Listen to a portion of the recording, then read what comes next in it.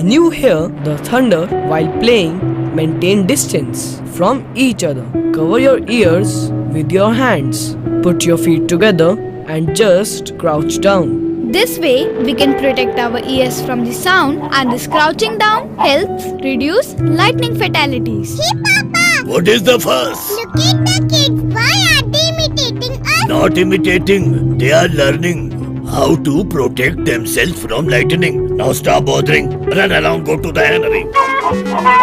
Whenever you hear thunderstorm and you fail to find shelter in a building, then just crouch down, cover your ears and touch the heels of feet together, and be sure the heels should touch together. Always remember, risk of lightning is high on tall trees, electric poles, wires, rivers and ponds, so just keep away.